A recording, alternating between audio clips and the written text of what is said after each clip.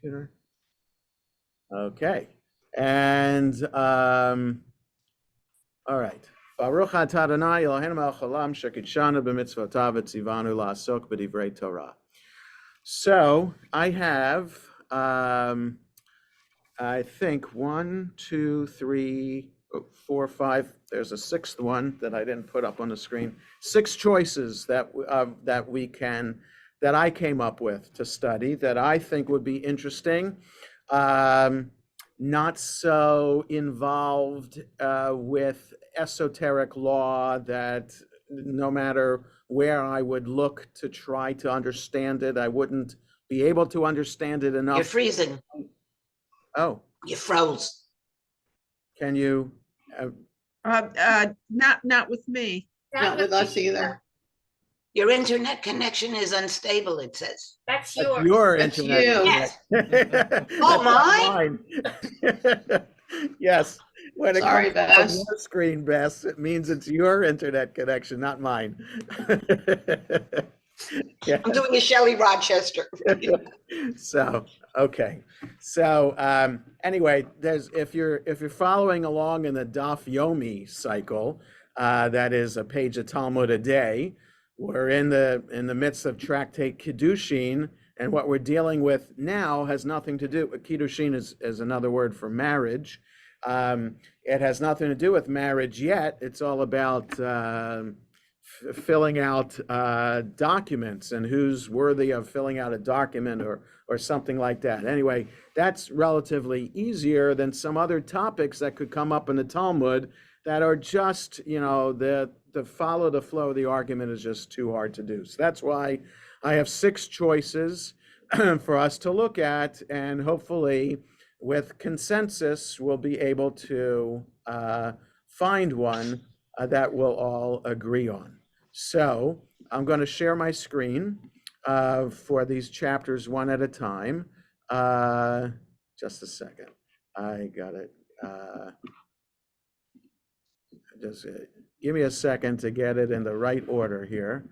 Okay. Now back here and share screen and here. Okay. So the first option would be to continue where we left off last time. And there we go. Which is to continue in Avodah Zarah, understanding our relationship to the non-Jews among whom we live. So we didn't finish the first chapter. We could continue where we left off, continuing that discussion about doing business with non-Jews. And chapter 2, here, this is the introduction from the Koran edition, whereas the first chapter of this tractate addressed measures taken to distance Jews from Gentiles in matters of business and commerce in order to avoid indirectly facilitating idolatrous worship. This chapter discusses measures designed to keep Jews from Gentiles on a more personal level. In particular, these measures were taken due to concerns about adultery and murder. The physical aggression, as well as the spiritual and ethical depravity of idolatrous Gentiles living in a Talmudic period, necessitated great caution on the part of Jews, especially those living in areas where law and order were commonly neglected, kind of like a Wild West kind of life.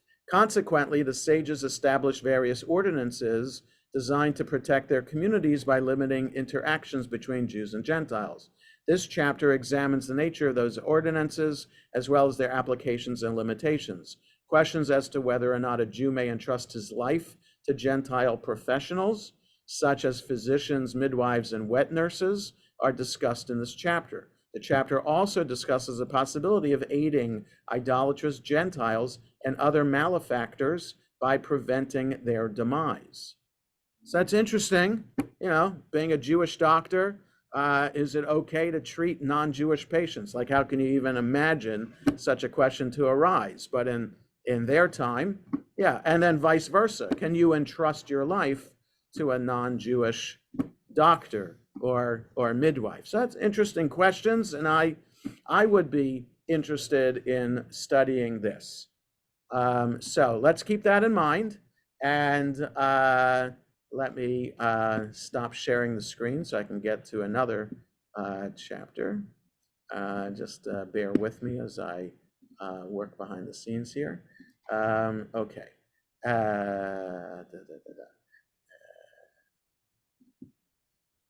So now this one is the tractate Baba Matzia. So I didn't order the Koran editions of these. So this is from Sefaria, where the English translation is the same as that's in the Koran edition, except the Koran has extra notes and commentary on the sides that we look at that Sefaria doesn't have. So this is chapter 3 of Baba Matzia. So Baba Matzia is one of 3 tractates. Baba Kama, Baba Matzia, Baba Batra, which is Aramaic for first gate, middle gate, last gate, all dealing with civil law, different aspects of civil law. So used to be called one tractate of Nezikin, damages, was divided into these 3 still large tractates. And the dealing with civil law is fascinating.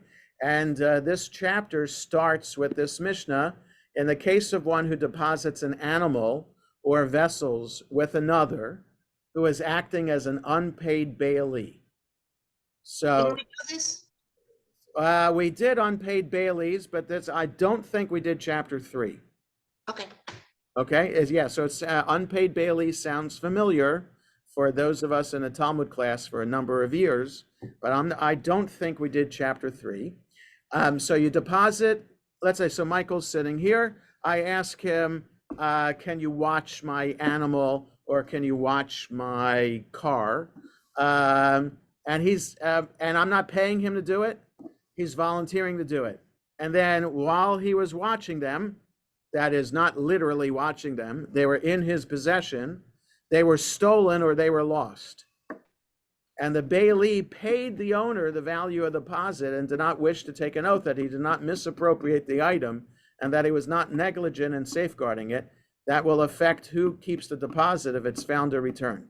The bailee may also choose to take the oath. As the sages said, an unpaid bailee takes an oath and he's thereby released from the liability to pay the owner. So that says responsibility of the bailee, the unpaid bailee in this case, or different bailies, for what happens when the object, the animal or the object, is lost or stolen. Okay, so interesting stuff. Okay, doesn't have necessarily a more global impact as the chapter 2 of Avodah Zarah, but interesting logic and what are the principles that the rabbis are dealing with in elevating a relationship that we have with other people to taking care of other people's objects. It's one thing to have a cordial, friendly, respectful relationship with somebody else. It's another then to take advantage of that relationship by either asking someone to do a favor for you or to pay that person to watch something, or for that person to ask to borrow something from you or to pay you to use your object, right? So there are 4 different kinds of relationships here. So it's either 2 ways that I deal with Michael with my object, or Michael is dealing with me with my object. Okay, so that changes the nature of our relationship to a more business, in some respect, a business relationship. If you're paying for watching or using the object or animal, or asking for a favor to watch or borrow the animal. Okay, so there's that. That's Jew to Jew, though. Jew to Jew. Oh yeah. This is all Jew to Jew. Absolutely. Yeah. Yes. And the default always is in the Mishnah and the Talmud that we're dealing Jewish relationship with Jews. Unless otherwise pointed out, it's always Jew to Jew. Rabbi, does this section, does Baba Matzia also have stuff about the calendar? Does it have stuff about the calendar? I kind of remember Baba something that I studied today. I don't think so. Okay. Because that's one of my interest areas, but yeah, well, okay, but not all of us are mathematicians. yeah, I know. So, and I would have a feeling that the calendar stuff would be in Tractate Megillah, but I don't know. Okay, so this is chapter 3. Let me stop sharing here again and get to another one. Just 1 second here. Get out of this. This is okay. It's chapter 6. Here. And now I'll share my screen. How come you're No, okay. Okay. Okay. Here we go. Okay, so now this is chapter 6 of Baba Matzia. Okay, so with so this is not with your business relationship with your friend, but this is again chapter 6. With regard to one who hires artisans or laborers, and they deceived one another. They have nothing but a grievance against one another, and they have no financial claim against the deceptive party. If one hired a donkey driver or a potter to bring posts for a canopy, or flutes to play in honor of a bride or the dead, or if he hired laborers to bring up his flax from the retting tub, that is the container of water in which flax is placed in the first stage of the manufacture of linen, and likewise any matter that involves financial loss if not performed on time, and the laborers reneged. If this occurred in a place where there is no other person to perform the task, he may hire replacements for a large fee at the expense of the first workers, or deceive them to get them to return to work. The Mishnah states a related halacha with regard to one who hires artisans or laborers to perform work, and they reneged on the agreement midway through the work. They are at a disadvantage. They must ensure that the employer does not suffer a loss. Conversely, if the employer reneges, he is at a disadvantage. These two rulings are in accordance with the principle that whoever changes the terms accepted by both parties is at a disadvantage, and whoever reneges on an agreement is at a disadvantage. Okay, so it seems like chapter 6 is going to be about these kinds of business relations, hiring contractors to do work in our homes, that kind of thing. Okay, so we have so far continuing in Avodah Zarah, chapter 3 of Baba Matzia about business relations. About asking baileys, paid and unpaid baileys, or this one, chapter 6, dealing with hiring people to do work and reneging or abandoning the project. Okay, so that's 3 so far. Now, there is another one, just a second, which I have to pull up. Stop share. So 1 second here. And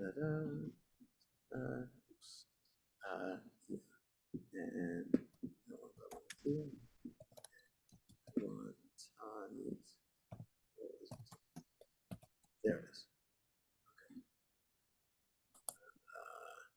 We might have done this at one time, but I don't recall. Here we go. Many of us are at an age where it will be fresh. Yeah. Okay. This is the section Tanit, which is fast days, but not the fast days that are set in the calendar already, like Tisha B'Av or the 17th day of Tammuz or the fast day of Gedalia, right? It's not about those fast days that are in the calendar already. This is about the community deciding, or the rabbis in the community deciding to call a fast day based on the idea that the rain isn't coming at the right time.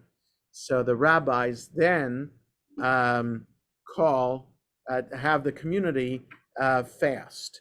And there could be other, this is the main one that the tractate talks about, but it also talks about other occasions that might warrant calling a fast day for the community. So these are community fast days as opposed to personal fast days. Within the Hasidic world, there are those who do fast particular times of year to enhance one's spiritual focus for study and for prayer. And there are those who fast like the day of their wedding, and there are other fasts like that.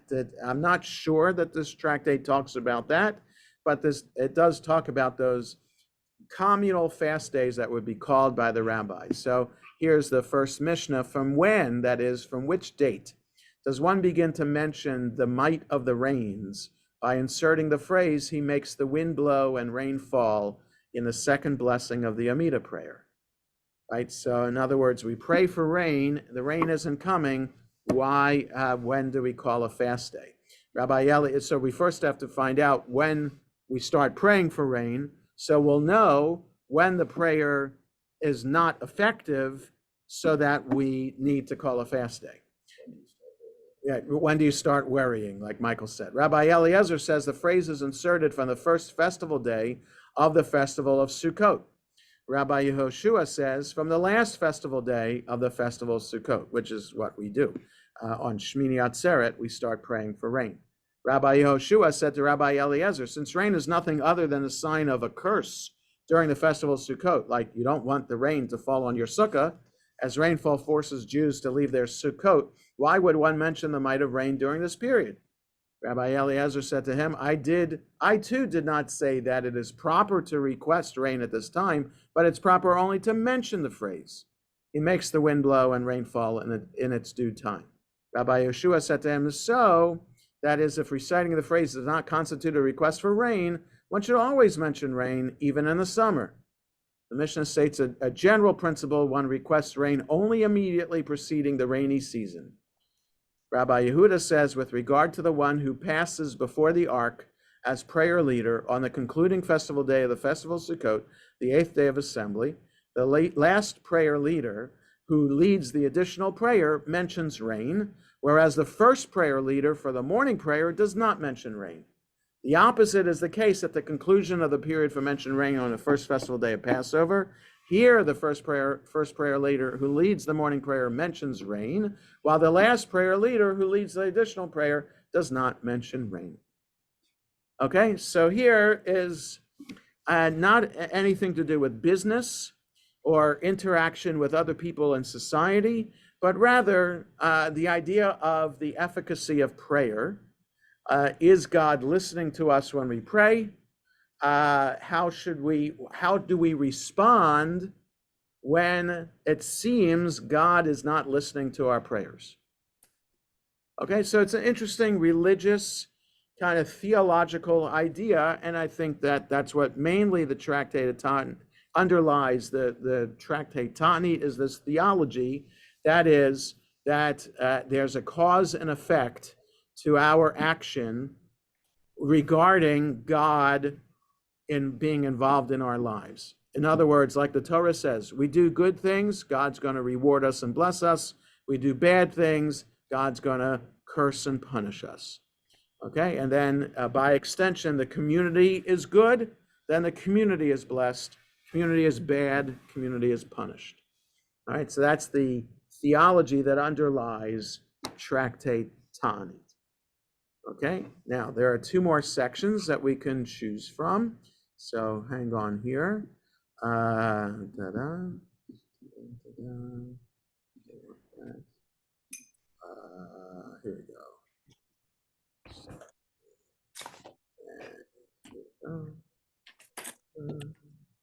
Share screen. Okay, there are two sections from Tractate Sanhedrin, which deals with courts of law, that could be interesting. So this one, chapter 3, cases of monetary law are adjudicated by 3. That is, you go to a court of 3 judges for a case of monetary law. They are chosen in the following manner. This litigant chooses one for himself, that litigant chooses one for himself, and the 2 of them choose one more for themselves. This is the statement of Rabbi Meir. And the rabbis say the 2 judges that were chosen choose one more judge for themselves. Okay, so this is the process of choosing judges so that it is as fair and neutral as possible for the 2 litigants who come before the Beit Din, this tribunal. This litigant can disqualify the judge chosen by that litigant, and that litigant can disqualify the judge chosen by this litigant. This is a statement of Rabbi Meir. And the rabbis say, when can one of the litigants disqualify the judges? Only when he brings evidence about them that they are related to one of the litigants or to each other, or that they are disqualified from serving as judges for another reason. But if they are fit to serve as judges or are experts ordained by the court, he cannot disqualify them. This litigant can disqualify the witnesses of that litigant, and that litigant can disqualify the witnesses of this litigant. This is the statement of Rabbi Meir, and the rabbis say, when can one litigant disqualify the other witnesses? Only when he brings evidence about them that they are related to one of the litigants or to each other, or that they are disqualified from bearing witness for another reason. But if they are fit to serve as witnesses, he cannot disqualify them. Okay, so this will be a discussion about judges and cases like this. Who's qualified to serve as a judge? How do judges get chosen? What kinds of cases will have judges, etc., etc. This applies really only in the ultra-Orthodox world today, where ultra-Orthodox Jews live in isolated communities, and everyone that they come into contact with are ultra-Orthodox Jews, and therefore they agree that their life is going to be adjudicated within a Jewish way. That this is most commonly found today in the ultra-Orthodox world. You go to the kosher butcher, and you think the kosher butcher has cheated you. The butcher and you can bring a Beit Din together, and that's what would happen. As opposed to outside the ultra-Orthodox world, where that would not happen. You go to the court of the county. Dina de Malchut Hadina, the law of the land is the law. Okay, but there are elements of what we do, like what I'm going to do later today, officiate at a wedding, where this idea of witnesses is still the case. I always tell a wedding couple, you can choose whoever you want to be witnesses to your ketubah, but the 2 witnesses cannot be related to each other, like can't have a husband or wife or brother or sister, etc., to be witnesses, and the witnesses can't be related to either one of you, the bride or groom. So they have to be friends or other acquaintances to serve as witnesses based on what Tractate Sanhedrin is teaching here. Okay, now it does not apply to the officiant of the wedding. Officiant of the wedding can serve as the officiant for his or her own children, and there's nothing wrong with that. It's just that the witnesses have to who are independently signing the ketubah to attest to the fact that everything's kosher about their relationship and their promises that they make to each other. Those witnesses have to be kosher witnesses in this way. So this is what chapter 3 of Sanhedrin talks about. And yeah, Bess? Didn't Shari Tefillah have a bet din when we had a congregant had a question, maybe it was before you, about I think it was about the voting on ballots on Yom Kippur. Oh, that was me. That was my Right. first year. Right, that's what and there were two judges who picked the third. Oh, I don't, I vaguely, so the person is deceased, so I don't think we're saying anything bad. Harry Yoles, I think, was the one who took the congregation. I don't remember the details. I think we did It it was that way. all about I was allowing people to bring a ballot to shul on Yom Kippur to cast their vote. They already casted the vote. It made it easier for people Depositing. to bring their ballot in on Yom Kippur instead of dropping it in the mail. And we'd have so Harry Yoles was offended that I was seemingly conducting a business on Yom Kippur. Okay, so whatever happened, that it passed that whole first year, 1994, the making our shul legally egalitarian. So maybe that wasn't the first year then. I think it was the following year, 95, because it took like 6 months until ritually we were egalitarian. Then the board wanted to change the Constitution so that the Constitution would reflect that we're egalitarian, so that men and women could vote, right? Not just men could vote for to be count as a full-fledged voting member of the shul. Yeah, so it was 1995 that happened. Anyway, Women were voting earlier. so I don't remember. Whatever. So Bess, you'd remember the details. Anyway, so yeah, so I don't remember what happened with the Beit Din. Clearly, I wasn't on the Beit Din, or else I would have remembered being part of it. Anyway, so yeah, Michael was saying that when Shaul's went out of business because of Shalom's moving in to the Kent Mill Shopping Center, that apparently was brought to a Beit Din as well. So, okay, so that's chapter 3. One more chapter I want to show you is, just 1 second here. I got to pull it up first on my, there it is. Okay. There we go. Now I can share the screen. Okay.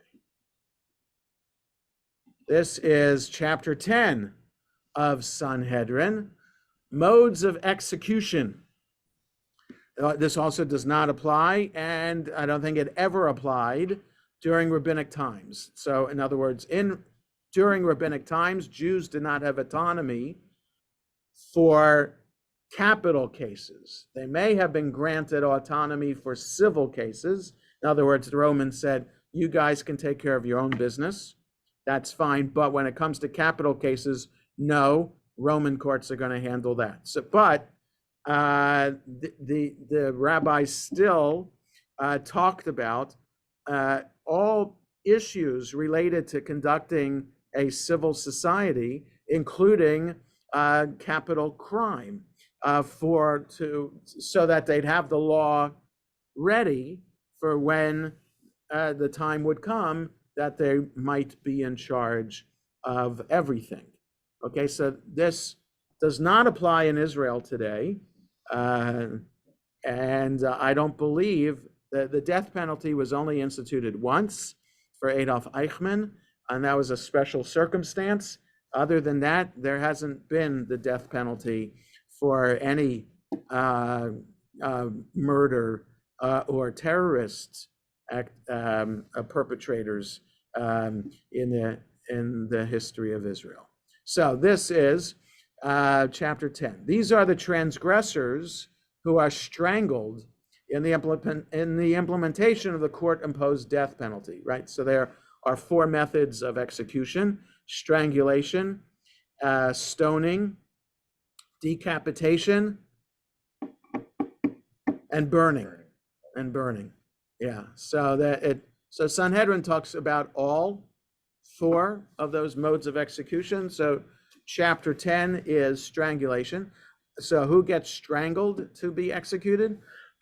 One who strikes his father or his mother, one who abducts a Jewish person, and a rebellious elder according to the court, and a false prophet, and one who prophesies in the name of idol worship, and one who engages in intercourse with a married woman, and the conspiring witnesses who testify that the daughter of a priest committed adultery, even though were she guilty, she would be executed by burning. And her paramour is also executed via strangulation, as in any case where a man engages in intercourse with a married woman. Okay, so the chapter is going to talk about all these cases of that require strangulation. Okay, so those are, so again, let me, we continue in Avodah Zarah to talk about kind of personal relationships with non-Jews, doctors, midwives, that kind of thing. We talk about unpaid baileys or paid baileys. We talk about, what was chapter 6 of Baba Matzia about? I forget that already. Hiring, reneging. Hiring, yeah, yes, reneging artisans. Tanit talking about what we call a fast day for and the power of prayer. We talk about judges, or we talk about execution. So, what say you? What would you like to study this year? Well, I'll say something. They would all be fine with me because I just like to learn about Talmud. But the Sanhedrin, which talks about the legal system, is interesting to me just because of how it compares to ours. It'd be interesting to understand those differences and how much we understood or figured out on our own before the world had its understanding. One vote for Sanhedrin. Bess. I agree in many ways. I didn't want to do Tanit because I'm more interested in interpersonal relations or the spiritual aspect of prayer. It's not I do talk for that. Okay. But the judges, I believe we did a lot on judges. Long time ago. Right, and the traveling judge, and so I would rather go back to Avodah Zarah or to Baba Matzia, not the Baileys, because again we did Baileys. Okay. I like the hiring, reneging, which could be applicable. Okay. Okay, Marlene. You're on mute. Yeah, you're muted, Marlene. Sorry. I'm a little bit, with Bess, I would like to do focus on the, Baba Matzia, like the business, the hiring and that aspect. But Okay. Yeah, that's my vote. Anybody else? Lori. Yeah, I'd like two of them pretty much equally. One was the continuing with the relationships with Gentiles, and the other was the Sanhedrin, looking at selecting judges and those related issues. Okay. So we don't have a consensus. By my count, we have two people who say they're happy to continue on Avodah Zarah, two people who say chapter 6 of Baba Matzia, two people who say Sanhedrin chapter 3. I say continue. Barbara says continue on Avodah Zarah. I would say continue, but start with chapter 2. Yeah. Right. Okay. 4 for Avodah Zarah. I have to be careful how to say that. In other words, if we're all cheering for Avodah Zarah, we're cheering for idolatry. Right. Debbie, Jesse, do you have an opinion? Flexible. Flexible. Okay. Jules, do you have an opinion? Yeah, you're unmuted. I'm with Arnie. You're with Arnie. Okay. Sanhedrin. Okay. And Anne.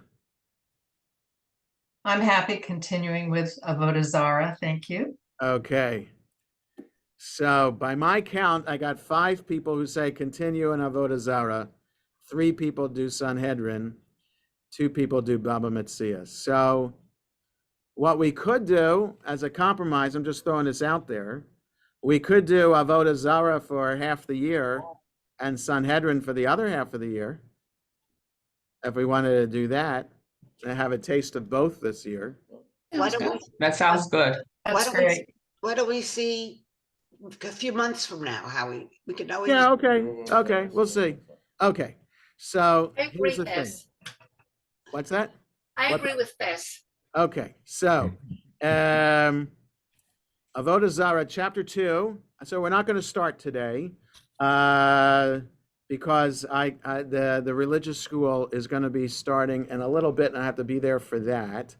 So let me just say something about our schedule, which is really messed up for the next few weeks. All the holidays are on weekends. So next Sunday, second day of Rosh Hashanah, no class. The following Sunday is Tashlich. And then we have Minyan in the morning and then going to Lake Needwood for Tashlich. And then of course that evening is Kol Nidrei. The following week is second day of Sukkot. So that's a holiday. And then the following week is Simchat Torah. Okay, so that's the next 4 weeks. That takes us through October 8th. October 15th, I'm flying to Israel with 14 other people to lead the shul trip. So I'll be at Minyan, but then I have to make my way to Reagan for a flight to get to the JFK for the flight to Israel. October 22nd, I will be in Israel. October 29th,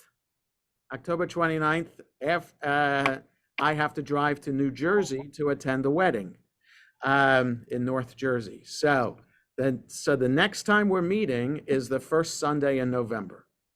Okay, and then we'll be 3 weeks in a row until Thanksgiving weekend, right? So we'll have 3 weeks in November, we'll have 3 weeks in December, and then it should be pretty much straightforward all the way through.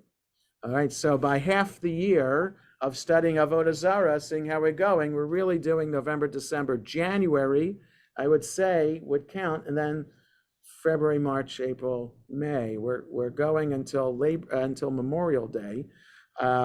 So we'll see. We'll see how it goes. Okay, just want to forewarn everybody about that. So, all right. So I still have the Koran. I don't have to buy any other edition of Koran yet, and we'll start chapter 2 of Avodah Zarah, which is going to start with. I just want to warn you too. It's going to start with bestiality. Okay. You leave your animal at an inn that's run by non-Jews. What should you expect to happen to your animal because of these non-Jews and what they do with animals? Didn't we do that? Did we start that? I thought we did that. Well, that's Yeah, that was definitely discussed in the last. Okay, sounds familiar. Okay, I'll find the section where we left. I have off that where I thought we had stopped at the end of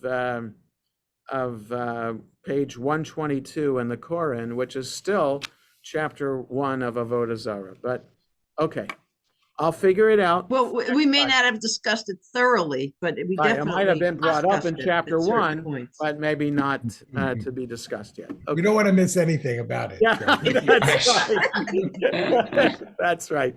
Yes, our perversions come out. Okay, so have a good rest of the day, everybody. Wishes for a healthy Yeah, new year, Shana Tova. and Shana looking Tova. forward to another year of Talmud study together. Bye-bye. All right, thank you.